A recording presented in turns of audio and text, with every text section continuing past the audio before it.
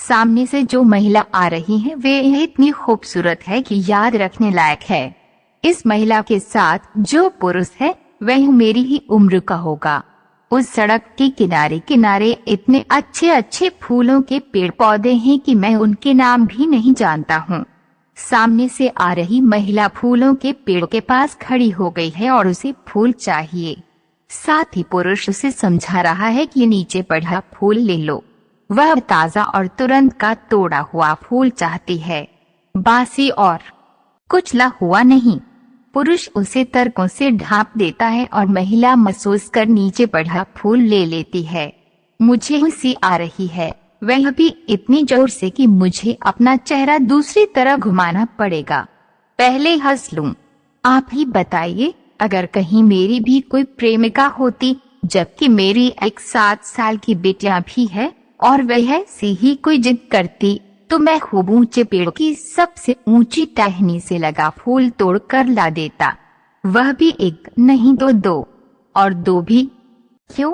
ये फूल इतने सुंदर हैं कि अगर कोई मेरी प्रेमिका बनती है तो उसे जरूर ऐसे सैकड़ों फूल चाहिए होंगे। उससे क्या, मैं सैकड़ों फूल ले आऊंगा। मैं क्या नहीं कर सकता हूँ?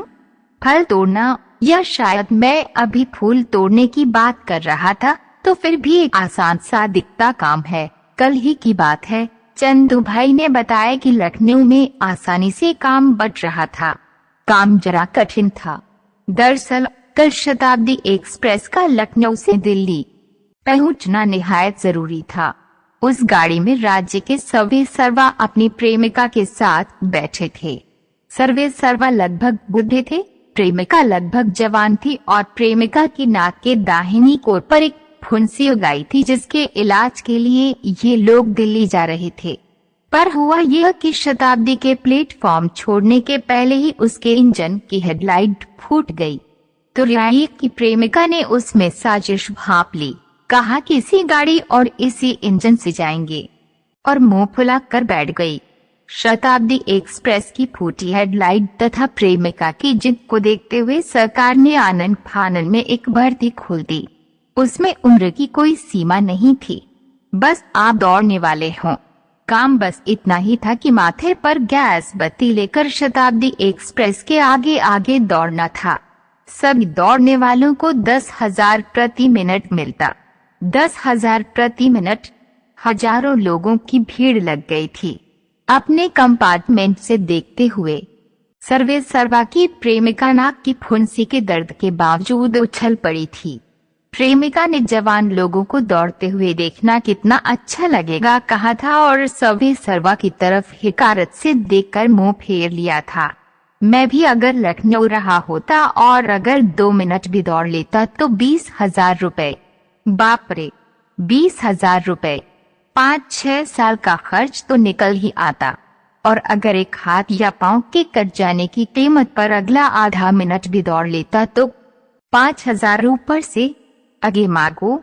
है भगवान, ये मैं क्या सोच रहा हूँ। 25,000, वह भी एक साथ। आप खड़े खड़े देख क्या रहे हैं? मुझे इतना ज्यादा सोचने से रोकते क्यों नहीं? मेरे भाई, मेरे बंधु, मेरी सोच को वापस खींचिए, उसे दौड़ा कर पकड़ लीजिए।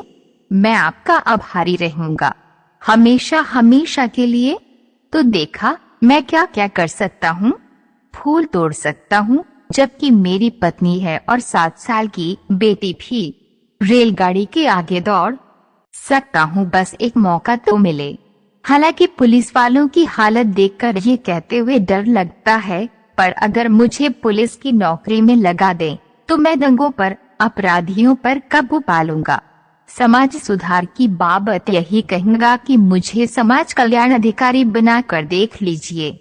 और मैं कहता हूँ, दंगे या अपराध की नौबत ही क्यों आए, बस मुझे क्षेत्र विशेष में दंगे या अपराध से बचने के लिए किसी बड़े महाविद्यालय में शिक्षक नियुक्त कर दीजिए। ईमानदारी, कर्तव्य निष्ठा आदि अनादि का ऐसा पाठ पढ़ाऊंगा कि लोग दंगे और अपराध जैसे शब्द भी भूल जाएंगे।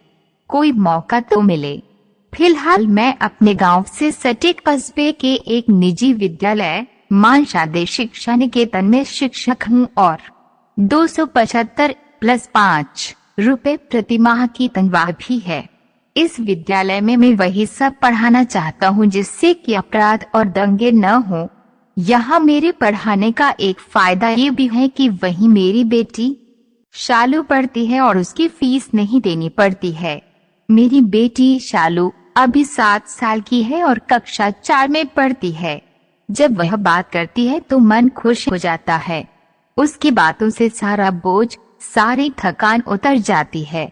मेरी पत्नी तो बड़े प्यार वाली फटकार से कहती है, बस दिमाग थोड़ा तेज है और कुछ खास नहीं। मेरे पिताजी की तो जान शालू में बसती है, माँ की भी जान।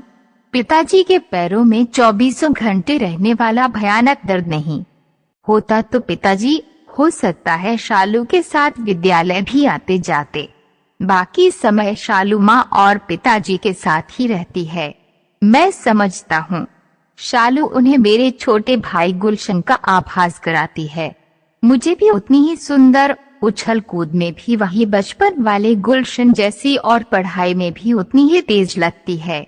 शालू की पढ़ाई का आलम ये है कि हर साल उसे क्लास फदाना पड़ता है। संबंधित शिक्षक बताते हैं कि पूरी किताब ही रट जाती है कि मुझे शालू को किसी बड़े शहर के बड़े स्कूल में प्रवेश दिला देना चाहिए कि शालू बड़ी होकर खूब नाम करेगी। सोचिए जरा, इन बातों मुझे कितनी खुशी होती होगी। मुझे भी लगता है कि मेरे भाई गुलशन की देखने सुनने की क्षमता क्या सामयिक लोभ से उपजी सारी असफलताओं से जो कुछ भी सपनों सरीखा हमें छूट गया था वह मेरी बिटिया रानी पलक झपकते ही पूरा कर देगी। सपने भी सभी तो रहे नहीं, दवाओं के एक्सपायरी डेट की तरह सपनों की भी उम्र होती होगी। जैसे उन दिनों मेरी छोटी बहन सीमा का सिर दर्द, उसका सिर विभत्स तरीके से फूल जाया करता था। भीषण दर्द की वजह से उसके सिर की नसें सूज जाती थीं, चेहरा विकृत हो जाया करता था। सीमा अपने माथे को प्लास्टिक की मोटी रस्सी से खूब कसकर बांध लेती थी। रह रहकर उठती उसकी चीख से दीवारें जैसे डोलने लगती थीं। अपने हमने बहन का बहुत इलाज कराया। कोई पागलपन की दवा देता था, कोई नींद की और कोई पेट की दवा देता था। एक आखिरी इलाज हम लोगों के पास था, भाई की नौकरी जो हमारे सपनों की दुकान बनने वाली थी। बहन के बाद वह सपना भी समाप्त हो गया। हाँ, ये जरूर है कि बाकी सपने जस के तस हैं। पिताजी की बीमारी, माँ की बीमारी, 2-3 कमरों का कोई घर बने जिसमें बारिश का पानी भीतर न गिरे, 2 जून का बढ़िया खाना और भी ढेर सारे सपने। इतने सपनों के बीच शालू का पढ़ाई लिखाई में इतना तेज होना और अंधा और लगभग बाहरा मेरा भाई गुलशन जो चुपचाप घर से बाहर की झोंपड़ी में बैठा रहता है, वह ये जानकर कितना खुश होगा कि शालू बिल्कुल उस पर गई है। सुंदर, उद्दंड, चंचल कह सकते हैं और तेज। सच तो यह भी है कि शालू कितनी भी बुद्धिमान क्यों न हो जाए, गुलशन को लंघ पाना उसके लिए थोड़ा कठिन होगा। एक समय वह भी था जब गुलशन ने इंटरमीडिएट की परीक्षा में समूचे शहर में पहला स्थान प्राप्त किया था। मेरी बेटी ने एक दिन मुझे एक पर्चा थमाया, बताया कि कक्षा में सभी को मिला था और इस पर्चे को भरना है। जो सबसे सटीक उत्तर भरेगा उसे ट्रॉफी और सर्टिफिकेट मिलना था। पर्चा मुझे याद रह गया। आतंकवाद, देश का अभिशाप, जागरूक देशभक्तों के लिए कुछ यक्ष प्रश्न। 1. आतंकवाद क्या है? उत्तर 2. आतंकवाद से राष्ट्र को क्या नुकसान है? उत्तर 3. आतंकवादियों की पहचान क्या है? उत्तर 4. अगर कहीं आतंकवादियों से सामना हो जाए तो आप क्या करेंगे? उत्तर: हस्ताक्षर, सहयोग राशि 2 रुपए मात्र। अध्यक्ष: संग्राम सेना। वह पर्चा मैंने शालू को वापस थमा दिया। उससे पूछा कि ये पर्चा उसे किसने दिया था और ये भी कहा कि कल प्रधानाचार्य महोदय से बात करूंगा। पता नहीं शालू ने क्या समझा और क्या नहीं, पर कुछ देर बाद वह अपने दादाजी से उसे भरने की जिद कर रही थी। पिताजी ने उस पर्चे को नहीं फाड़ा होगा तो सिर्फ इसलिए कि यह पर्चा शालू का था। आतंकवाद, इस शब्द की सवारी गांठ कर मैं अपनी बेटी से अलग होता हूँ और उस पलानी में पहुँचता हूँ जहाँ मेरा भाई बरसों से अकेला है, लगभग बहरा और पूरी तरह अंधा। मेरा भाई अपने चेहरे को इस ऊंचाई से उठाए हुए है जैसे सामने खड़े किसी व्यक्ति से मुखातिब हो, और उस पर उसका लगातार मुस्कुराना। पलानी में नीम अंधेरा है। भाई कुछ टटोल रहा है, शायद माचिस की तीली। अब कान खो देगा। मेरे भाई गुलशन के चेहरे पर 7-8 वर्षों पहले की वह गली उभरती है। व्यस्त सड़क से बहुत तीखा मोड़, संकरी गली, मुर्गे मुर्गियों की भाग दौड़, नालियों में बैठे बत्तख, भिन भिनाहट सा शोर, बर्तनों के गिरने की आवाज घरों के बाहर तक ही पहुंच रहे थे। सरकारी नलों के पास बैठे लोग नहाते, कुल्ला करते, कपड़ा खींचते लोगों के बीच राजनीतिक चर्चा का घमासान। सुबह की धूप। अक्षयवर चाचा का रिक्शा गली पार कर रहा है कि बहुत जोरों की आवाज होती है। भाई के चेहरे से वो गली गायब हो जाती है। मुझे हंसी आ रही है। मुझे सब याद है। जब वह बहुत तेज वाली आवाज हुई थी तो गली के लोगों की भीड़ रिक्शे की तरफ दौड़ पड़ी थी। उसमें मैं भी था। हम लोग दौड़ पड़े थे, हंस रहे थे और आतंकवाद के खिलाफ नारे लगा रहे थे। अक्षयवर चाचा के रिक्शे का अगला टायर बोल गया था। ये आवाज वहीं से आई थी। हम सब ने भी महज तफरीह के लिए उन्हें घेर लिया था, वरना तो वो हमारी ही गली में रहते थे। बाद में हमने लाख समझाया कि ये सब मजाक था, पर अक्षयवर चाचा डर गए थे। दिक्कत तब हुई थी जब शोर सुनकर गली के तुरंत बाहर मुख्य सड़क के चौराहे पर वाहनों से वसूली के लिए 24 घंटे तैनात रहने वाले पुलिस के लोग भी गली में आ गए थे। हम सब ने पुलिस के लोगों को समझाया और वे मान भी गए, पर जाते जाते उन लोगों ने रिक्शे में सीट हटाकर देखा, रिक्शे के नीचे देखा, कहीं बम तो नहीं है। हिदायत दी, टायर ट्यूब सही रखा, नहीं तो डाल दिए जाओगे। हम सबको भी डंडा दिखाया। ज्यादा जवानी चढ़ गई है क्या? इस घटना के होने तक हमारे शहर में नए एसपी का आना नहीं हुआ था। इस तरह वह नियम तो दूर दूर तक लोगों के ख्वाबों में भी नहीं था जो एसपी ने शहर में आने के बाद अपराध और आतंकवाद कम करने के लिए लगाया था, जिसमें हर एक पुलिसकर्मी को रोज एक अपराधी पकड़ना होता था। अक्षयवर चाचा वाली घटना से डरे तो हम भी थे, पर अक्षयवर चाचा से कम ही डरे थे। फिर भी हमारे बीच आतंकवाद का मजाक, आतंकवाद की गाली, आतंकवाद का खेल सब चलता रहता था। हम दोस्तों को सालाबाद में आतंकवादी कहीं का पहले कहा करते थे। उन दिनों देश का माहौल ही कुछ ऐसा था। समाचार पत्र, पत्रिकाएं, टेलीविजन, शासन का बहाना, सब कुछ आतंकवाद से शुरू होकर आतंकवाद पर ही समाप्त होता था। गांव चले आने के कारण इन दिनों के हालात के बारे में हमें विशेष जानकारी नहीं है। दरअसल उन्हीं दिनों एक साथ कुछ ऐसी बातें हो गई थी है कि हम गांव चले आए थे। पिताजी की सिनेमा हॉल वाली दरबानी छूट गई थी। मेरे ट्यूशन भी पर्याप्त नहीं थे। माँ का दूसरे घरों में बर्तन पोछे का काम भी ठीक नहीं चल रहा था। फिर भी भाई की पढ़ाई अगर जारी रही होती तो हम कुछ भी कर धर के शहर से चिपके रहे होते। 1980 में जन्मा मेरा भाई मुझसे 5 साल और पिताजी से पूरे 33 साल छोटा है। 25 की उम्र में ही वे पिछले 7-8 सालों से लगातार बैठा हुआ है और न जाने कितने सालों तक ऐसे ही बैठा रहेगा।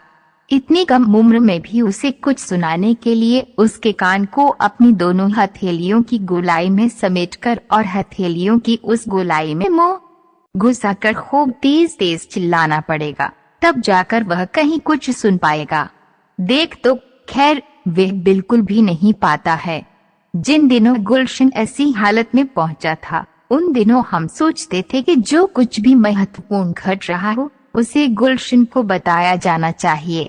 क्रिकेट की खबरें, फिल्मों की बातें, विशेष तौर पर शाहरुख खान की फिल्मों की कहानियां हम उसके कान में चिल्ला चिल्ला कर बताते थे।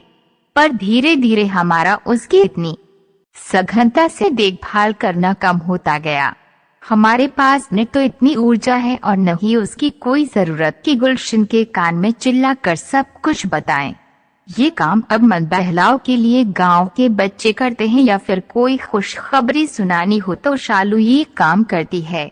अकेले पलानी में पड़े पड़े गुलशन को जब भी कोई जरूरत हुई तो एक बार जोर से मुझे, शालू को या माँ को पुकार लेगा। तब जिस किसी के पास फुर्सत हुई वह उसके पास आ जाएगा, वरना गुलशन को लंबा इंतजार करना पड़ सकता है। हमेशा मुस्कुराते रहने का उसने शगल पाल लिया है। जब गुलशन के खाने का समय होता है तब भी वह मुस्कुराता ही रहता है, पहले जो होता रहा हो, पर अब हम उसके हाथ धुलाकर उसकी कोई उंगली खाने में डुबो देते हैं, वह खाने लगता है। तकलीफ तब होती है जब उसे चाय, गर्म दूध, कभी कभार या कोई गर्म खाना देना होता है। अपनी तरफ से हम भरपूर कोशिश करते हैं कि चाय या गर्म खाना गुलशन के शरीर की किसी कठोरतम हिस्से से छुलाएं ताकि उसे न के बराबर तकलीफ हो। पर होता यह है कि जब हम उसे चाय छुलाते हैं तो मुस्कुराते हुए ही वह बुरी तरह कांप जाता है, दांत पर दांत चढ़ाकर आंखें और मुठ्ठियां भींच लेता है। उसका चेहरा विकृत हो जाता है, मुस्कुराता रहता है। या फिर अगर कोई आकर गुलशन की बाईं बाह छू ले तो गुलशन अपने अनुमान से उसी तरह अपना सिर इतना ऊपर उठाता है जितनी एक व्यक्ति की लंबाई हो सकती है। अगर वह बाईं बाह छूने वाला आदमी भागकर दाईं तरफ आ जाए तो भी गुलशन अपने को पूरी तरह चैतन्य दिखाने की कोशिश में बाईं तरफ ही सर उठाए हाथ मिलाने के लिए दाहिना हाथ उठाता है, तमाम प्रश्न पूछने लगता है। कैसे हैं, क्या हो रहा है, क्रिकेट मैच हो रहा है या नहीं, या फिर कभी कभी मुझे पेशाब करना है। गुलशन ये जताने की कोशिश करता है कि वे यह सामने वाले को देख सकता है, सुन सकता है। इस बात पर दूसरों की जो हालत होती है वो तो होती ही है। वह भाई का मजाक उड़ाने वाला आदमी भी भाई की इस दशा पर उदास हो जाता है। मेरा भाई गुलशन ऐसा नहीं था।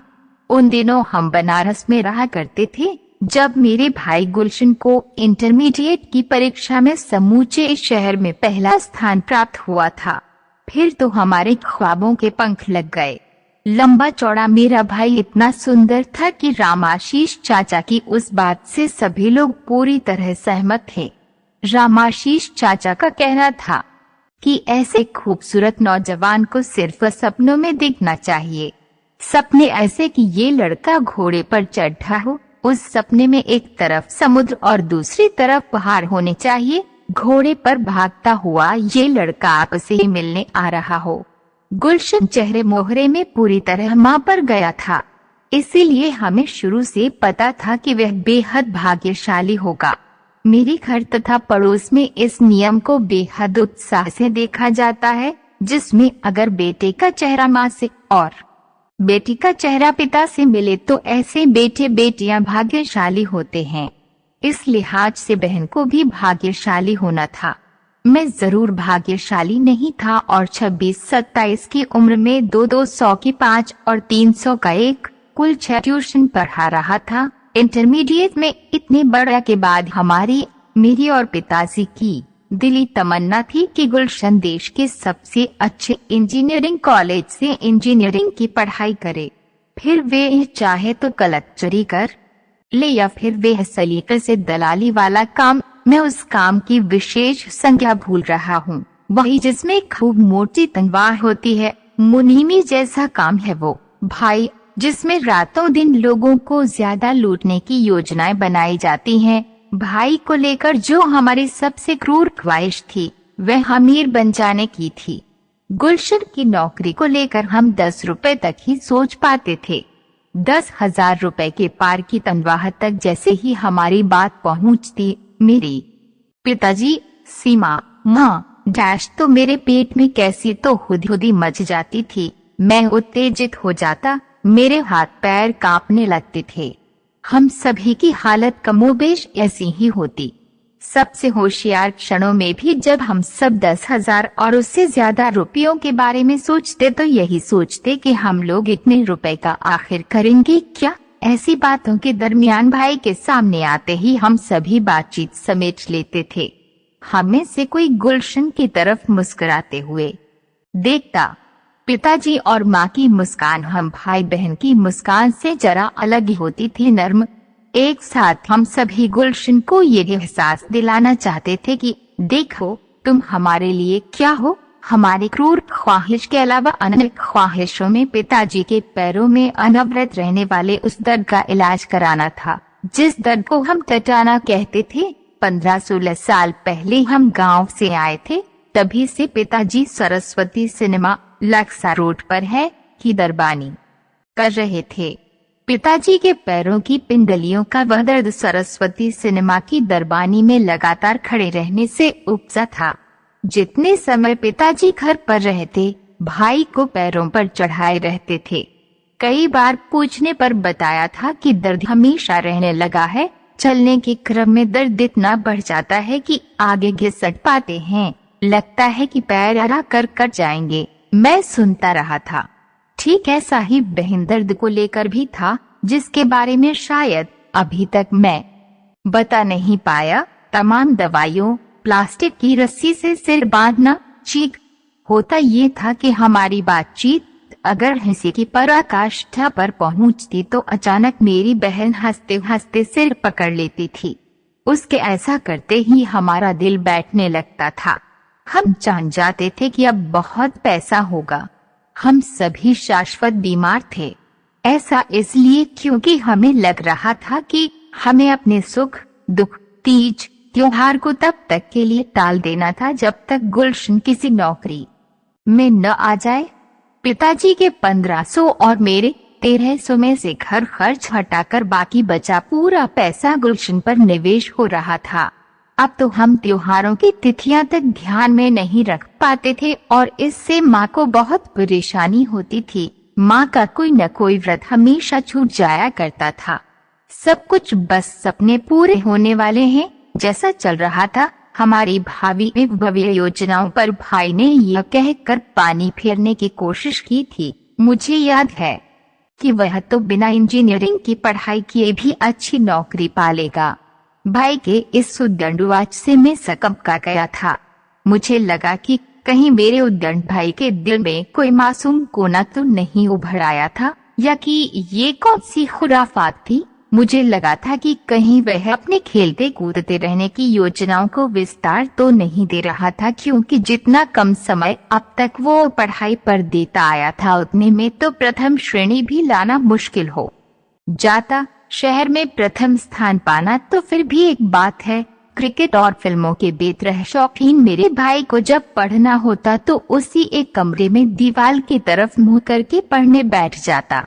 वही एक कमरा था जिसमें हम सभी रहते थे, साथ में बाथरूम भी था। गुलशन के पढ़ने के दौरान लाख हो हल्ला हो वह पीछे घूमकर देखता भी नहीं था, लेकिन जब पढ़ाई खत्म कर लेता तो सारा घर सर पर उठा लेता था।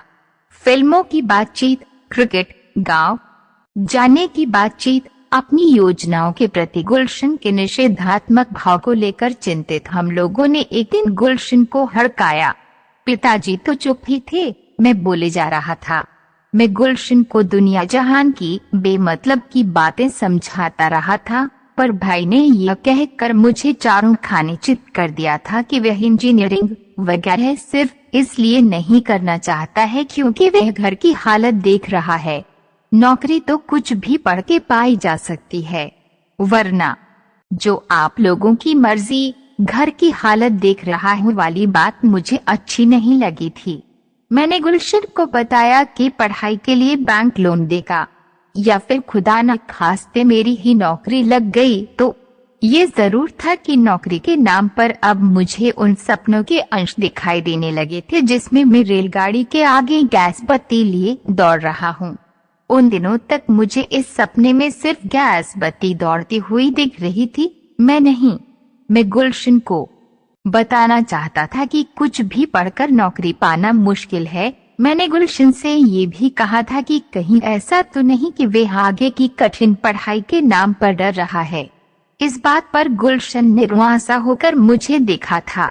मुझे याद है उसके देखने में ऐसा कुछ था कि ये आप बोल रहे हैं। भैया फिर तो हमारा गुलशन एकाएक बदल गया। कल तक एकदम कम पढ़ने वाला गुलशन अगले ही दिन से किताबों में डूब गया था। वह किताबों में डूबता जा रहा था। हम खुश होते जा रहे थे। भाई की पढ़ाई में खूब पैसा लगेगा, ये जानकर हम नए सिरे से नौकरियां तलाशने लगे थे। माँ ने फिर से बर्तन पोछा वाला काम शुरू कर दिया था। मैं और मेरी बहन प्राइवेट स्कूलों के चक्कर लगा रहे थे। दिन भर हम भाई बहन मास्टरी ढूंढते और रात में नींद आते ही शहर के सबसे अच्छे स्कूल में पढ़ाने चले जाते। मैं प्रिंसिपल हो जाया करता था। बहन भी मेरी ही गाड़ी से लौटती थी। लौटते हुए हम कोई खरीदारी करते या मन हुआ तो कभी फिल्में भी देख लेते थे। दिक्कत सिर्फ तनख्वाह की थी। नींद खुलने के तुरंत पहले हमें तनख्वाह मिलनी थी, पर असावधानीवश या जाने क्यों हमेशा तनख्वाह में मिले नोटों के बंडल नींद में ही छूट जाते थे। एक बार तो मैंने खूब कसकर नोटों को पकड़ लिया था और पूरी तैयारी में था कि एक छलांग लगाता और नींद से उछलकर बाहर पहुंच जाता। लेकिन दूसरी दिक्कत यह थी कि सुबह उठकर चाय मांगने